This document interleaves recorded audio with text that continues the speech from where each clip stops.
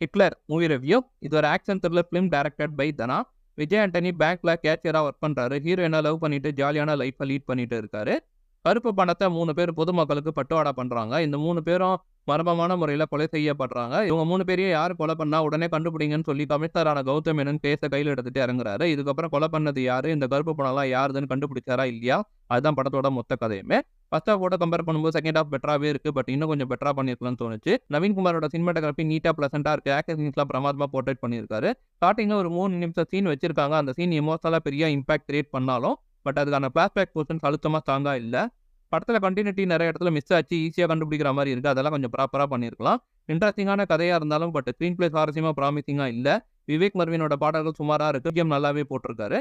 டெக்னிக்கலா ஸ்ட்ராங்கா இருந்தாலும் கண்டென்ட் வைஸ் வீக்கா இருக்கு. ஓவரால் ஒரு சுமாரான படம். Critic rating 2.75 out of 5.